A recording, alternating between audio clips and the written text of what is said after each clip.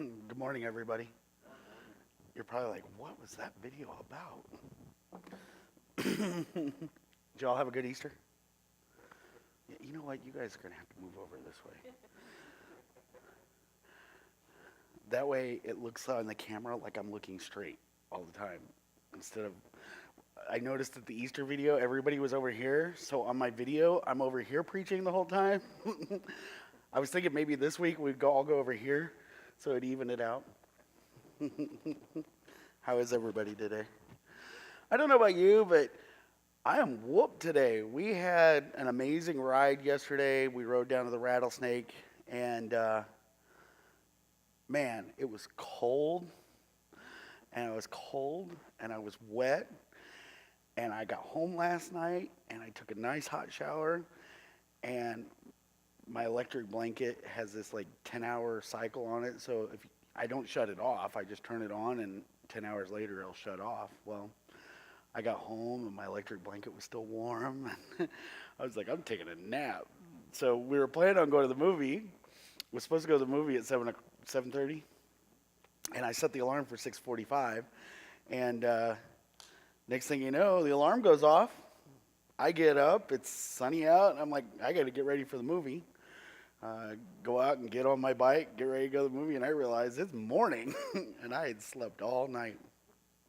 And I think maybe I got a little too much sleep because I can still feel it. So, how many of you have ever played in the mud? How many of you love playing in the mud? You've never played in the mud? Oh, have you played in the mud? Do you like playing in the mud? I know I told the story that when I was a kid, my mom got us dressed for Sunday church, and we went out to play, and it was kind of a rainy day that day, and we had this park down the street from us, and Mom said, I don't want you guys getting dirty. You can go play, but don't get dirty. And I don't know what happened. One day, there was a group of people down there, so, monkey see, monkey do. Next thing you know, we're covered in head to toe like those kids in mud, and come back, and my mom took a picture of us, so we got a picture in our photo album at home of me and my brother just absolutely covered in mud. And I remember my mom hosing us off in the front yard, so mad because we were all dressed up to leave for church. Today I'm going to talk about a story that I know we've talked about before and I've preached on before, but it's funny how I've noticed that in my walk with Christ and in being a pastor that sometimes actually a lot of times, there are things that change. Where a story means one thing for one season, and then all of a sudden I'm reading it again and I see it from a different view, or something changes in that, and it makes me look at it differently. I've noticed a lot that, I don't know if you guys notice that sometimes in my sermons I'll preach and you're like, well, wait a minute, that's not exactly what he said last time. And it's because through walking with Jesus, God reveals things a little at a time with me sometimes. And sometimes it's not that he's revealing it different, it's that my mindset has become different and I start thinking of things a little bit different. And over the past few weeks, God has really been challenging me on different issues that I've taken stances on and I've sat on. And now all of a sudden I've started to see things a little bit differently, and there are some things in life that are making more sense on why we take stands against them, or why we do this, or why we do that, and so God's working in me constantly, and that's something you'll notice in your walk with Christ, is that your mindset and your thought process and things start to change. And today we're gonna talk about a really powerful parable that Jesus talks about in the Bible. It's coming from Luke chapter 15, and it's really famous. You all know it, and I know I've preached on it before. It's the parable of the lost son. So I'm going to start out by reading it. We're not going to go through the whole story, but there's a pretty good chunk of it that I want to focus on today. So it starts out, it says, a man had two sons. The younger son told his father, I want a share of your estate now before you die. So his father agreed to divide his wealth between his two sons. A few days later, his younger son packed all his belongings and moved to a distant land. And there he wasted all his money in wild living. About the time his money ran out, a great famine swept over the land, and he began to starve. He persuaded a local farmer to hire him, and the man sent him into the fields to feed the pigs. The young man became so hungry that even the pods that he was feeding the pigs looked good to him.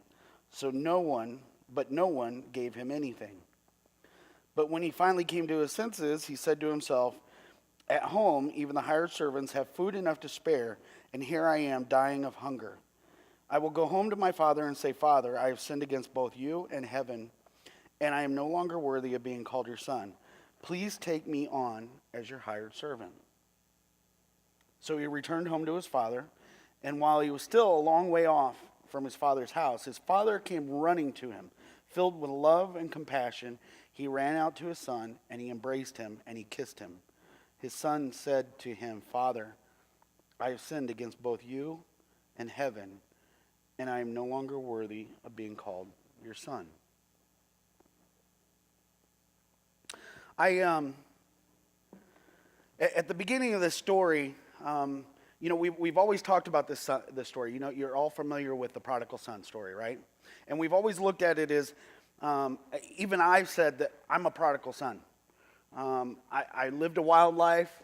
I went out, sold my wild oats, lived a wild life, did about everything you could, and later on in life, I came back to God, right? And a lot of us equate our story to the prodigal son sometimes. But I think there's so much more here. I think it's a little bit deeper than I just lived a life like the prodigal son and came back to God. At the beginning of the story, I think it's something a lot of people miss, and it's very powerful. The father was with the son. So the father and his sons were together already. You see, this isn't a story about somebody who just ran off and lived a life that was a little bit out of control or a lot out of control and then found Jesus. This is a story about someone who was walking with him, right? And I think we forget that part. You see, a lot of times we think that just because I've given my life to Jesus, I'm with Jesus, right? And Jesus is always with me. And it's okay for me to have my momentary lapses in judgment once in a while because I'm saved. I'm with Jesus, right? And I think this story is not just a story about someone returning to Jesus. I think it's a story of somebody who was with Jesus. See what I'm saying? So here you got the younger son. He's with the father. He's in commune with the father. And for some reason, he gets either bored with the father. He gets bored with his life. He gets in this mode of, I'm not happy where I'm at. Or he's living with the father and he sees that outside the father's home, there's so much more. What looks better? The grass is greener on the other side of the fence. And I don't think he realizes that at this point that the grass is greener because nobody's really eating it. So how does this relate to us as a church? And for me, this is what I was reading this week, and it was kind of an eye-opener for me this week. Because I battle with some of the temptations that go on in my life. I battle with some of the people in our church and some of the people that I know that are Christians and some of the people that I've seen give their life to Christ, and yet they continue to live their past life in some way or another. Yeah, some things were taken out, but some things are still there.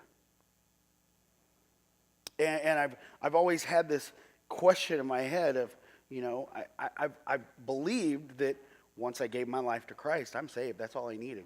For God so loved the world, he gave his only son, right? All you have to do is believe. Some churches will preach this, that once you're saved, you're always saved. You can't get away from it. But I think what this story is telling us is that you can have a life with God. You could be living with God. And the temptation for what is out there that is not of God, that is not with God, can pull you away from living with God. Right? And so here the prodigal son, he for whatever reason, he decides that he wants to leave the father. He wants to experience the world. And I'm not saying that, it doesn't say in the Bible that he did this out of spite, that he did this because he didn't want to be. He just wanted what was out there, right? He saw the shiny in the distance. People have told me that when you're driving to Vegas, it's like desolate. It's just desolate out there. And it's a long drive. And then all of a sudden you can come over a hill and you see the lights in the distance sparkling. And I picture him living with the lights of Vegas sparkling off in the distance. And he's like, I just want to know what that is. And in our lives, we have these temptations as Christians. We have these bits of things from our past before we were saved. We have these bits of things that are new, things that we're seeing, things that are temptations, things that want to draw us away from God. They want to take us out of his house. And we have the choice. Do we succumb to that or not? And Jesus is relaying a story here that is pretty powerful because it's a warning. And I believe that he's saying that, you know what? Yeah, I've saved you. Yes, you've gotten on your knees and you have asked me into your life. But I want you to know that you can turn away from me and walk away. You can deny the gift that I'm giving you. Here, if you want your inheritance, take it and go. The Father gladly did it, right? He didn't hesitate. He didn't question. He didn't deny it. He didn't say no. Are you kidding me? Are you crazy? Go ahead. Go sow your oats. What kind of loving father would do that? Right? I mean, I don't have kids, but I can imagine. I wouldn't want my kids like that, would you? Would you want to say, go ahead, go. That's what you want to do, go. Now, I know my father got to a point to where he was like, just get. I don't care what you do anymore, just don't do it in my house. So here we've got the prodigal son. He's given up everything. He had commune with the Father. He was living with the Father. He was raised by the Father. He knew the Father. And he gives it all up and asks for his inheritance, and he leaves the Father. He gets a blessing from the Father, and he leaves. And he goes out and he lives this wild life. And all of a sudden, he finds himself broke. He doesn't have anything that the Father gave him. He's lost it all.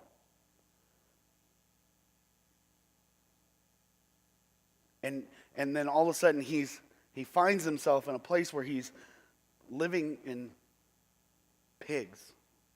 And he's feeding pigs. And he wants to eat what the pigs are eating because he's that hungry for something. Right? I looked everywhere for a video of people wallowing in mud. 90% of them I couldn't show in church that I found. I was like, really? Do not Google people wallowing in mud. I can tell you right now.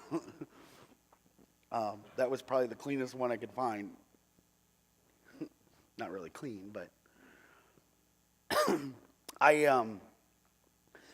we went to Mexico one time, and I was down in Cabo San Lucas, and we got this day spa treatment. And they one of the treatments they did was a mud pack. Have you ever done that? And I know I'm a guy, I shouldn't be at a day spa, but I was married, and sometimes you do what you got to do to please the wife. I didn't enjoy it, at least I won't admit it. But they pack you in mud, and I don't know exactly what it's supposed to do. They say it softens your skin, but it was kind of relaxing.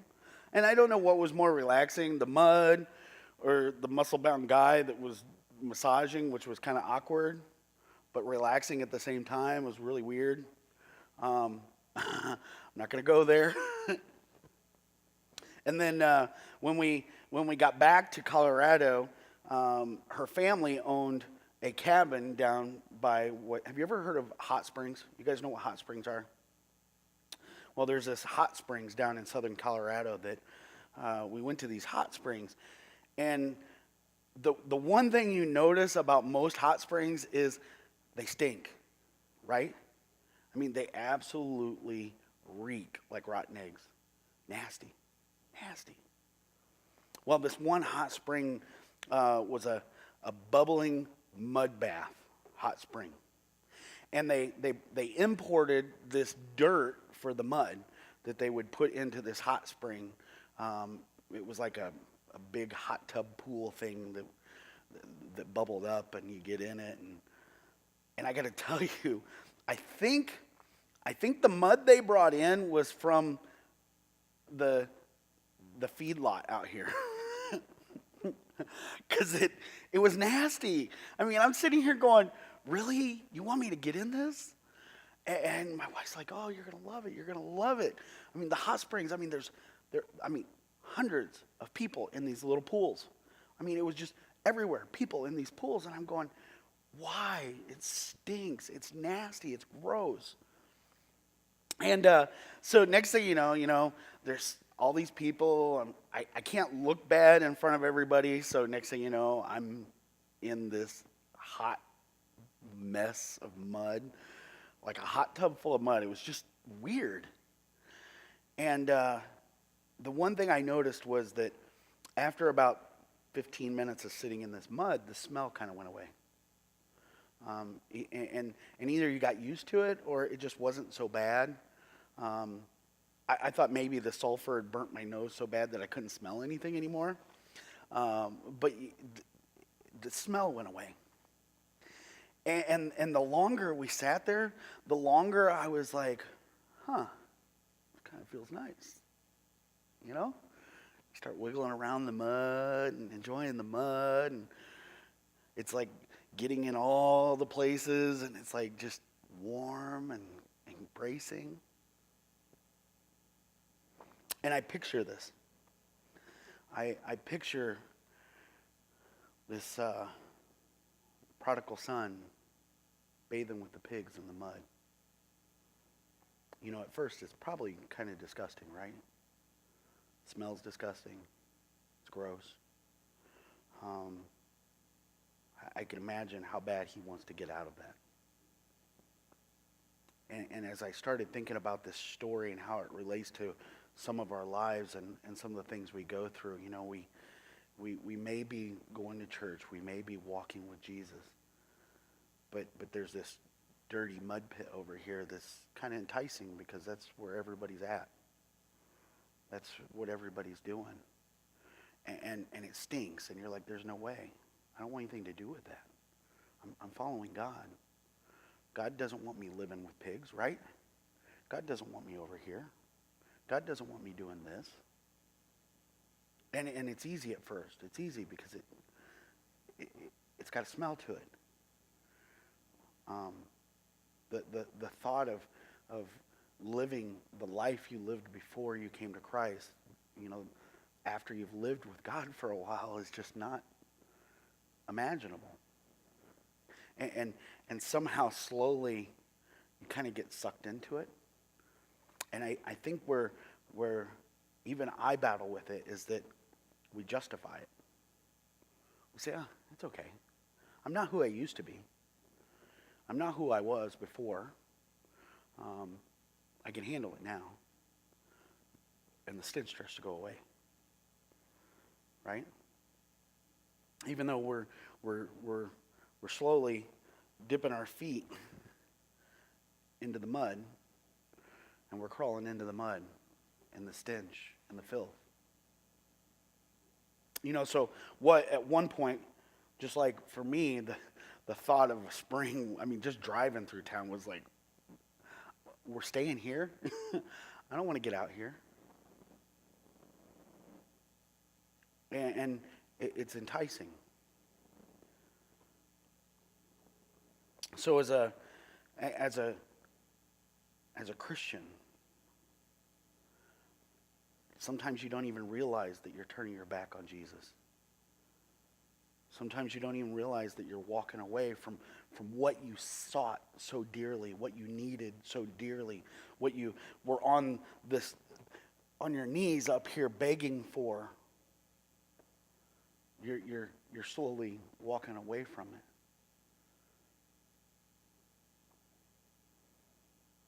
I found myself in those situations every now and then. Sometimes I find that things wear on you. Things get on you. And as much as you try not to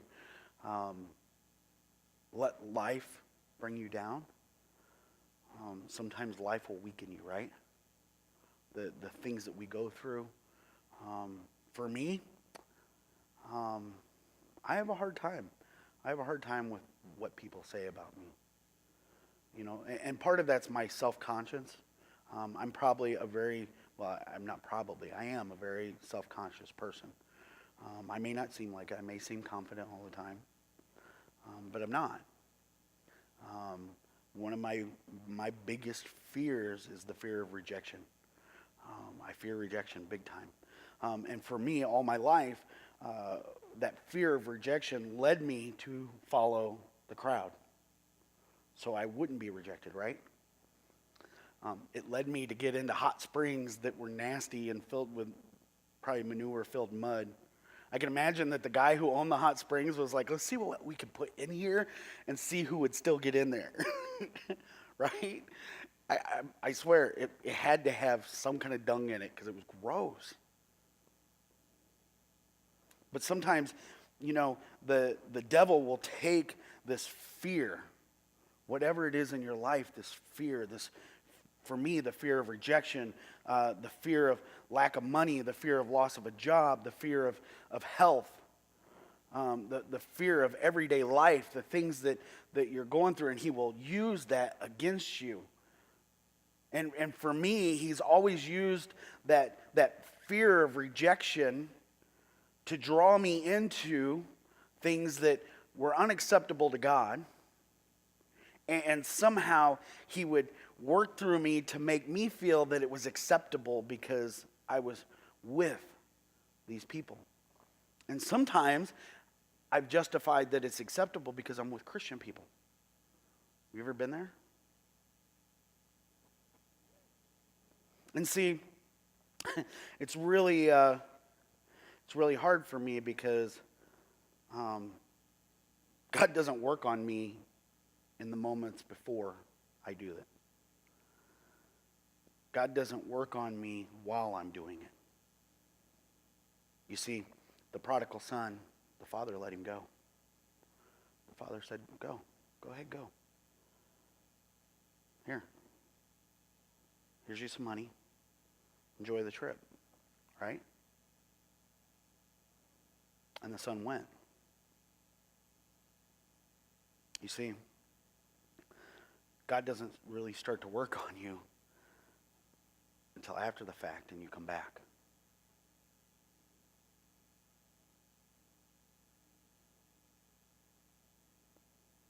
And for me, sometimes it's Sunday morning, an hour before I'm getting ready to preach a sermon that God really says, we got to talk about Friday night. Oh, really, God?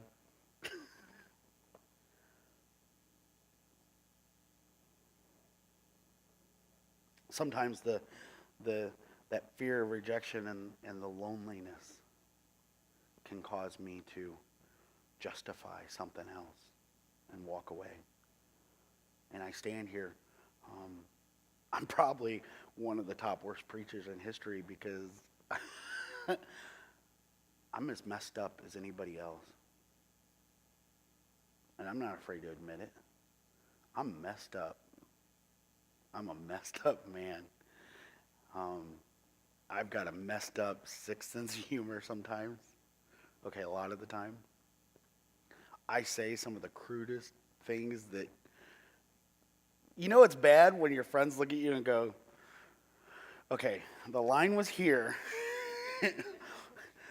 The line was here, Chris. Why are you over here? You crossed my line. And it's at those points where you realize sometimes, or at least I do, I realize that I've squandered the inheritance that God gave me.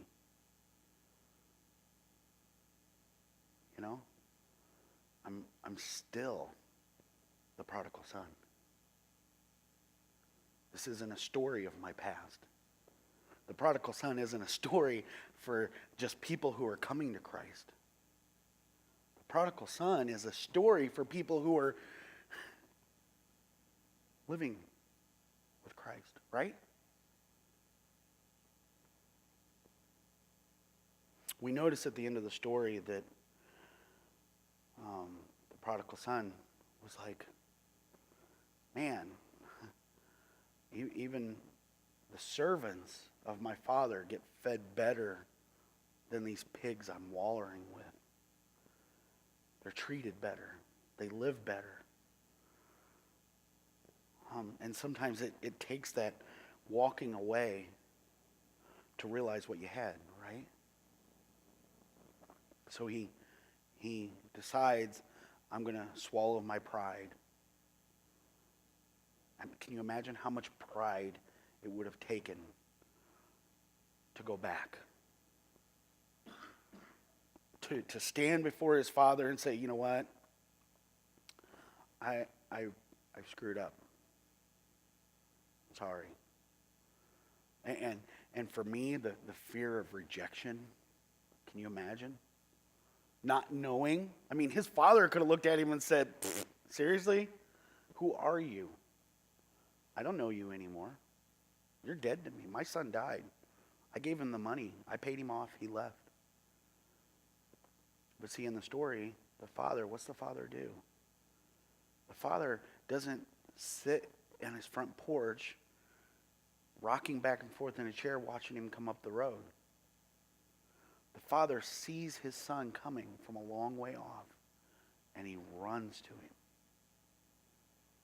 He's running to him.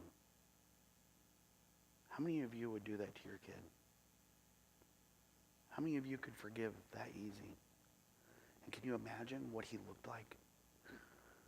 I mean, the son had been living with pigs. Can you imagine what he smelled like? Can you imagine what he was thinking? What he was going through? The pain in his heart? The things he was dealing with emotionally? The disgrace he felt and shame he felt?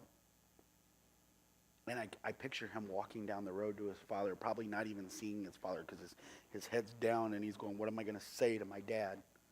What am I going to say to him? I don't know what to do. I don't know what to say to him. I've made a mistake. I'm wrong. I've screwed up. I mean, look at me. I look like crap, literally. Probably smell like it. And I picture him, the father's running out. and basically tackles him and hugs him and embraces him. Says, I love you.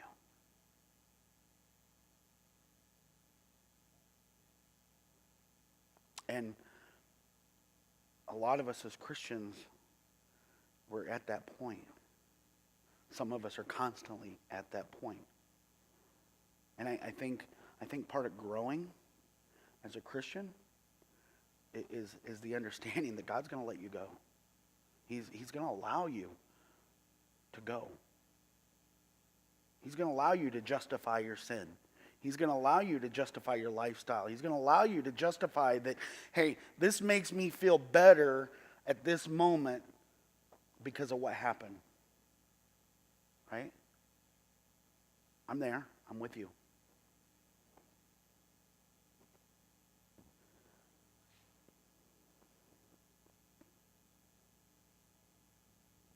And no matter how shameful it is and how hard it is, to be able to say, you know what, I've done wrong. I've kind of turned away from God. Some of us turn in different ways. God's still running to you with open arms. And as Christians, we forget this. You see, God doesn't want robots. God doesn't want people to love him because he makes them love him. God doesn't want people to live with him because he makes them live with him. That right there is the key to the whole. Why do bad things happen to good people? Why do good things happen to bad people? It's all because of our choices. It's all because of our choice. God allows us to have that choice. He allows us to have that freedom because he would rather you make the choice to be with him over to not be with him. And if he forced that on you, would you really be with him?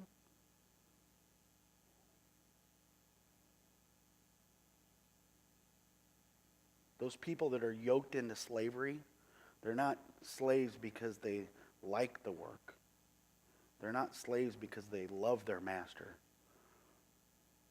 They're not slaves because they want to be there. And see, if the Father forced the Son to stay and said, no, I'm not giving you the money to go, he would have been nothing more than a slave, right? See, God's not going to do that to us in our lives. God's going to allow us to go through the things that we go through in our life so that way we can make the choice to be with him. And sometimes living with him and getting away from him is the biggest way to find out. Not that I'm condoning. Don't get me wrong. I'm not condoning it. But see, as new Christians, as young Christians, it's really easy to get caught up in that.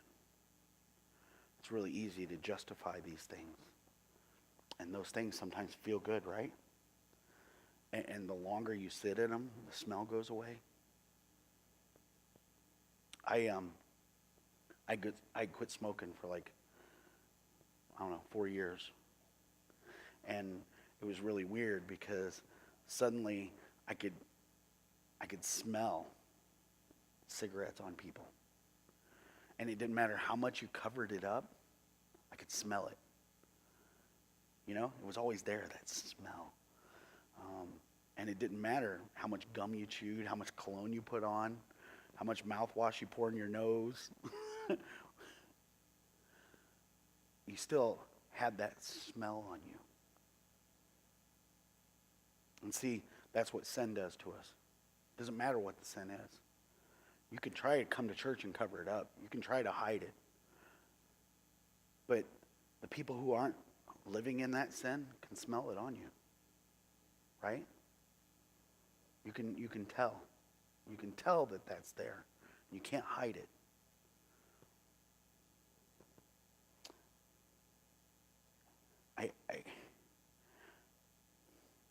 think the big thing to remember here is it doesn't matter what you're going through. It doesn't matter how far away from God you walk. He's still running to you. He's waiting for you to come back to him. And he'll be there with open arms running to you. And I think as Christians, we need to remember, see, salvation isn't just a one-time thing. Salvation is just the beginning stages. Yes, we are saved. We've been talking, last week was Easter. Easter was all about salvation. It was the point of salvation. It was Jesus dying on a cross for our sins and saving us of our sins. And some people will try to say that, yes, he saves you of your sins. And once you accept that, you're saved of all sins. And I'm standing here telling you no. You're saved of the sins you had before you met him. You're saved of the sins that you bring to him when you meet him. But Jesus calls for a whole lot more than us just getting on our knees and saying, "Forgive me, Lord, I have sinned. Come into my life." At that point, it's time for you to do something. And in order to remain in the Father's house and to live in the Father's house, you can't ask him for your inheritance and walk away.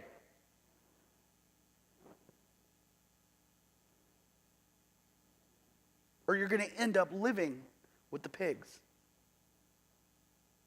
But how many of us do that?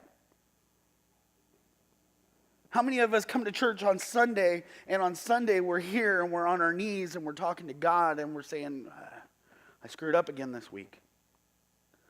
And then Monday morning, we're off, running off again. Give me my inheritance, God. I got to go. Sunday morning, where are you at? Head bowed, eyes closed, walking back down the road. Stinking.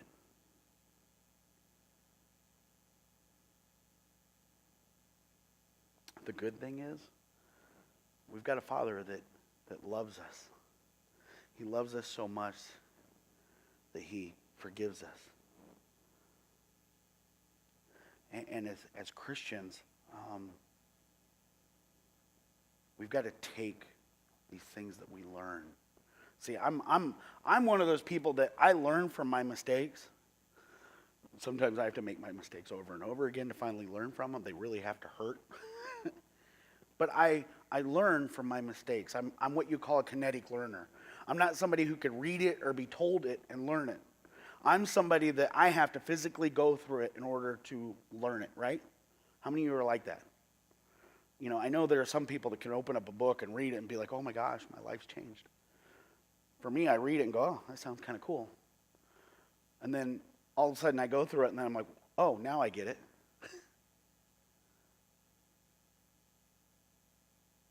So I'm one of those people that I live that. Now my trips get shorter and shorter. I can go, I've got weeks and months sometimes where I'm living in commune with God. And I'm loving it. And then I'm like Dory. Or what's that dog's name? Squirrel!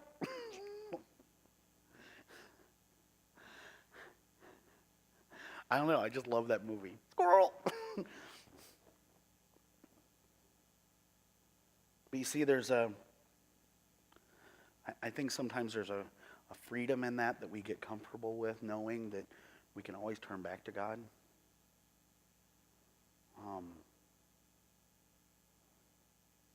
And I fear that if you make a habit of that, you might come back to an empty house. You may have moved. You know what I mean? I know we've got a loving God that's a very loving and forgiving God, but you know, I think your intentions when you come back to him have to be different. You see, the son realized his sins. He realized what damage was doing to him with the pigs and living with the pigs, and how he wasn't getting fed right. He wasn't eating. He was nasty. And he realized that even the servants had it better. You see, and I think that's the big difference when it comes to sin and being a Christian. I got in this discussion online. I posted something online a couple weeks ago about how you're all familiar with what's going on in Indiana, right? And the law in Indiana. And there's a huge controversy about that. And I posted, there's a lot of people that agree that as a business, and don't get me wrong, I agree, as a business we should have the right to be able to refuse service to anybody, right? For legitimate reasons. I mean, we shouldn't be able to refuse business to somebody because they're white or black, right? I mean, that's kind of a give me. But we should be able to refuse service to somebody, right? And I took a stance about being a Christian. And I said that as a Christian, Jesus would want us to go ahead and bake the cake,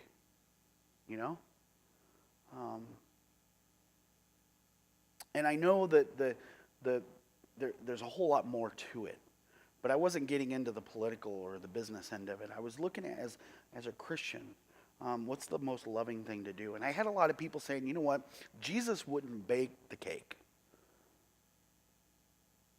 And I'm sitting here going, no, he wouldn't. But he would have his arms open for you. And I battled with this. And I sat down with a friend of mine, my buddy Sean, and we sat in his garage last weekend and we were talking about it. And he said something that really, it's like I said, God works on you and he sometimes changes your heart and changes the way you look at things. But he said something that made it seem a little more clear. You see, the problem with homosexuality, the problem with that lifestyle is they're not accepting that as a sin. They're trying to define it as natural, define it as okay, define it as I was born that way. And they're not acknowledging that it's a sin, right? And that was for this instance. But then I started thinking about how many other things are we living in the mud and we're denying it. And we're not calling it a sin when it is a sin. And we think we're in the Father's house, but actually somehow it's the middle of the night and we went for a walk in the woods, and next thing you know, we're in a house that looks like our Father, but it's not our Father's house. And we're wallowing in mud, and we don't even know it, because we're not calling it sin. We're not calling it what it is. We're not calling the being drunk on Tuesday night because I might lose my job a sin. We're calling it, I'm having a hard time dealing.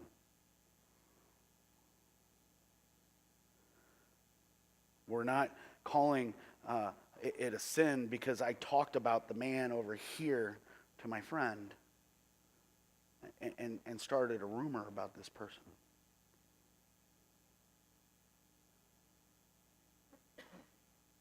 And we've walked away from God and don't even know it.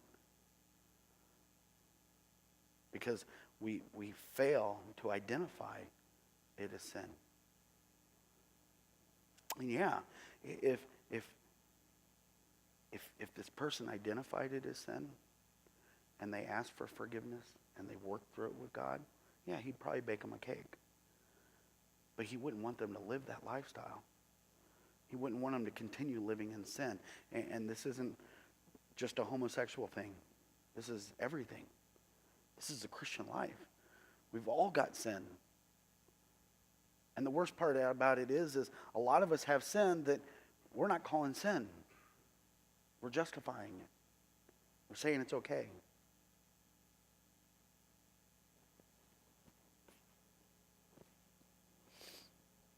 So what do we take out of this story?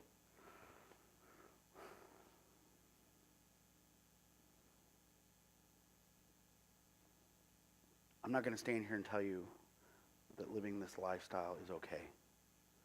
I'm not going to stand here and tell you that it's okay to leave the Father's house and walk away. I will tell you it's going to happen. It's going to happen to everybody. God says the road, the path is narrow. Very few find it. Very few walk it. The path to damnation is wide. It's easy to see. Lights in the desert. Right? And in order to stay on that road, we got to be able to recognize what is sin. What is sin in our life? And the only way you're really going to recognize that is like I've been telling you for months. You have to spend time with God. You have to be in communion with God. You have to get in your Bible. You have to read your Bible. You have to be on your knees praying to him and talking to him. Throughout the day, you got to listen to him. And you got to continually listen to him. And pretty soon, the more you listen to him, the more you recognize that voice. You recognize him talking to you. You recognize him telling you, hey, it's like a GPS. You turn, turn around, you turn. God will start directing your life. And he will point out what's a sin. I really don't want you doing that. I don't think that's a good idea. So on my Friday nights, when I let my guard down and I let myself go out and have too good of a time, I know beforehand that God's sitting here speaking to me, hey, why don't you go to a movie? Why don't you spend time with me tonight? Why don't we find something? Let's go bowling.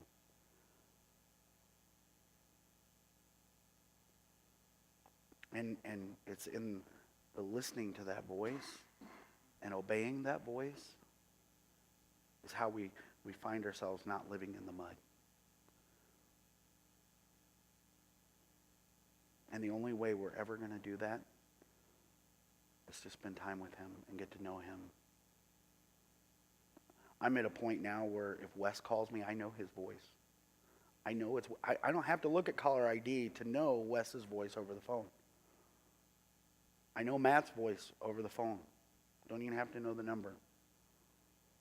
Shyla, I might not know because we don't talk on the phone much. I would think I would know her voice. Your voice, I probably wouldn't know on the phone. I would be like, who is this? What do you want? No. I already told you 4 times. I don't want Amway. So, I don't know where you're at in your walk. I don't know where you're at in life.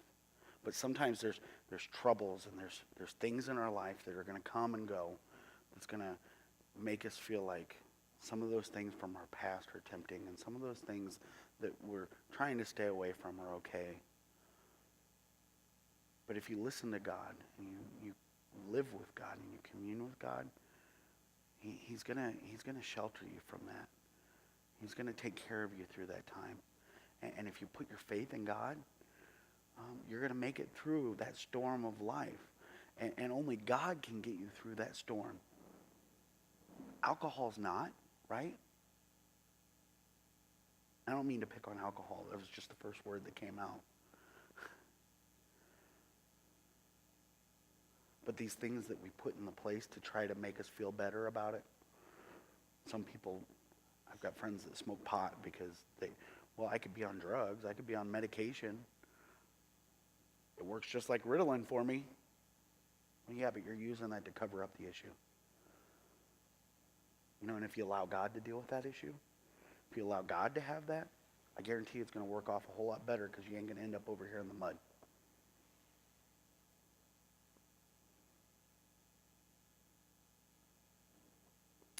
So as we go through this week, and as you go through the next few weeks, I really want you to be listening, especially tomorrow. Monday's usually and Tuesday's the worst. Spend some time with God. Listen to him. Try to discern that voice. Sometimes it's pretty easy. Find out where God wants you. See how much he loves you. And if you're in the mud right now, get out of the mud. Don't worry about washing yourself off, because you ain't going to clean yourself. Only God can do that. Only God can make you white as snow. But get out of the mud. Get out of what you're dealing with. Come back to a Father who is running to you. Dear God, I come before you today and I just praise your name, and I thank you for filling us with a church of people who are broken, who know what it's like to be broken, who are there with you and love you and want nothing more than to be with you, Lord. And they're on a journey where they're trying to get close to you, Lord. And I praise your name for that, and I thank you for that. Sometimes it's hard to see, God, while we're in it, how deep we are, and I pray, Lord, that you just be with us during those times, and you let us know that you're there waiting for us to return. And Lord, I pray that you be with each one of us throughout this week and throughout the next few weeks and throughout the rest of our lives. And just bathe us in your glory and bathe us in your presence and speak to us in such a way that we know that it is you talking. And have a relationship with us, Lord. I know there are a lot of concerns in our church right now and a lot of concerns in people's lives right now. And I know that things are really tough right now, Lord. And I know that our community is bleeding and our community is hurting because of the oil fields shutting down and the different companies that are affected by that are shutting down. And we're seeing a lot of people laid off and a lot of people losing their jobs and a lot of people scared that they're going to lose their job, Lord. And I pray that you be with them and you let them know that no matter what happens, you've got them. And you're gonna be with them through this storm, and you're gonna carry them, and that what you have for them is so much better than what they could replace you with. And let them see that whatever it is that they want to replace you with isn't going to help them through the storm. And in some ways, it's going to make it worse. And I pray, God, that you be with each and every one of us as we go through the next few weeks, Lord, and that you bring us back next Sunday alive and ready to hear another wonderful word from you. Be with us as we go today. In your name I pray. Amen. I forgot to announce that we were doing potluck. So we're